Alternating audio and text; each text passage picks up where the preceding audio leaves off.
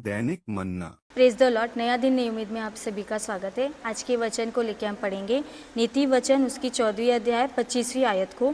जो विलम्ब से क्रोध करने वाला है वह बड़ा समझ वाला है, परंतु जो अधीर है वह मूढ़ता की बढ़ती करता है। परमेश्वर इसमें कहता है जो विलम्ब मतलब जो देरी से क्रोध करता है, तुरंत नहीं करता किसी बातों पे।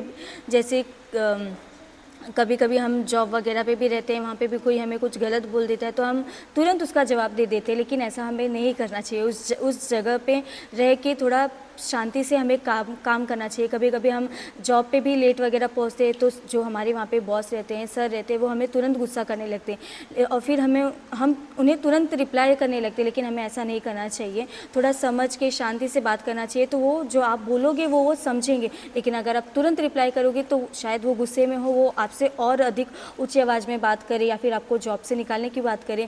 इसीलिए कभी कभी हमें किसी परिस्थिति में शांति से समाधान से कार्य करना चाहिए, तुरंत गुस्सा नहीं करना चाहिए, तुरंत वहाँ पे एक्शन नहीं लेना चाहिए, धीरज के साथ काम करना चाहिए। क्योंकि परमेश्वर कहता है कि जो तुरंत गुस्सा करता है वो मूढ़ता का काम करता है। क्योंकि अगर आप तुरंत गुस्सा करोगे, वो बात भले छोटी हो उसे हम गुस्सा करके और बड़ा दिखाते, बड़ा बना देते हैं। वो छोटी सी एक बात होगी, अगर आप लेट जा रहे हो वहाँ पे 5-10 मिनट लेट हो गया तो आप बोल सकते हो ना, हाँ सॉरी लेट हो गया, नेक्स्ट टाइम से ऐसा नहीं होगा। लेकिन आप उसे रिप्लाई करोगे तो वो एक उच्च औहदे पे है तो वो आपको तुरंत रिप्लाई करेगा। हो सके तो वो आपको जॉब पर से भी निकाल देगा।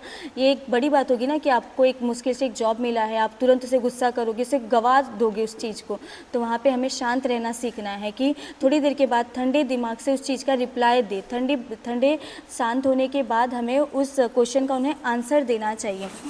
कभी कभी कुछ लोग अगर झगड़ा वाद विवाद करने के लिए भी हमारे पास आते हैं तो हमें शांति से उनसे बातें करना चाहिए। ठीक है, हो गई गलती, नेक्स्ट टाइम से हमसे ऐसा नहीं होगा। अगर आप गलत नहीं हैं तो आप उन्हें अच्छे से शांति से समझाइए, देखिए इसमें मेरी गलती नहीं है, आप इस बात को समझ के लीजिए। जब वो अगर गुस्से में भी होगा तो वो आपकी शांति के स्वभाव को देख के उसका मन शांत हो जाएगा। वो सोचेगा ना कि सामने वाला आपके ऊपर कितना गुस्सा करा, लेकिन आप उसकी बात का जवाब किस तरीके से दे रहे। अगर आप उसका जवाब शांति से दे रहे तो वो खुद समझेगा कि मैंने इसके ऊपर इतना गुस्सा किया, लेकिन इसने मुझे वो तुरंत गुस्सा नहीं किया, मुझे जो बातें समझाई वो शांति से समझाया। इससे वो झगड़ा भी सॉल्व हो जाएगा और आगे बात भी नहीं बढ़ेगी, वो आपके और उसके बीच में रहेगा। इससे क्या होगा कि जो सामने वाला इंसान है वो आपका एक रिस्पेक्ट करेगा कि ज़रूर इसके अंदर कुछ तो है कि इसने जो मेरी बातों का रिप्लाई किया वो शांति से ही किया। मैंने इससे इतने गलत तरीके से बात किया, गुस्से में बात किया, लेकिन इसने मुझे अच्छे से समझाया, अच्छे से शांति से बात किया। इसी तरह परमेश्वर भी कहता है अगर आप इंस्टेंट गुस्सा कर दोगे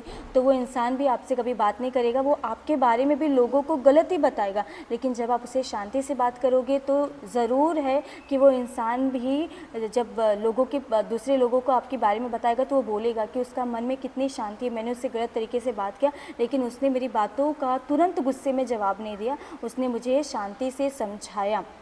हालेलुया। इससे हम प्रकट कर सकते हैं कि हमारे अंदर परमेश्वर का जो पवित्र आत्मा है वो वास करता है। इससे हम दिखा सकते हैं कि हाँ, हमारे अंदर परमेश्वर का वचन है।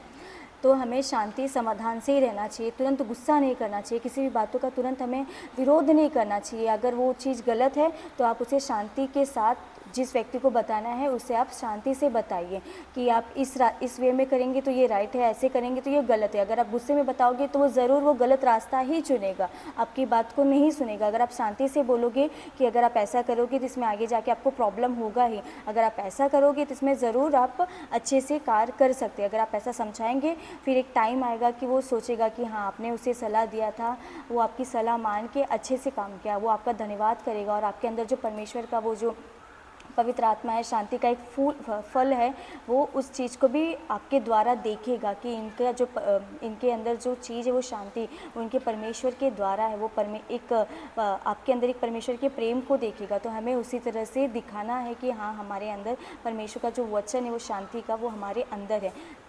हालेलुया। हम प्रार्थना करेंगे। हालेलुया। राजा, स्तुति हो परमेश्वर पिता, इस वचन के लिए प्रभु आपका धन्यवाद करते राजा। हालेलुया। परमेश्वर, जो भी अपने वचन का है परमेश्वर की विलम्ब से क्रोध करना है, शांति समाधान से रहना है परमेश्वर, उसी तरह से रहने के लिए परमेश्वर, और हर परिस्थिति में अगर गलत परिस्थिति भी है परमेश्वर तो वहाँ पे भी हमारा मुंह बंद रहने के लिए और शांति से उस सिचुएशन को हैंडल करने के लिए प्रभु आप हमें समझ बुद्धि ज्ञान की आत्माओं को दीजिएगा राजा। आगे के सारे भाग को आपके पवित्र हाथों में देते, इस छोटी सी प्रार्थना को उद्धार करता है यीशु मसीह के नाम से मांगते हैं, सुनो और कबूल कर मेरे स्वर्गीय पिता, आमीन।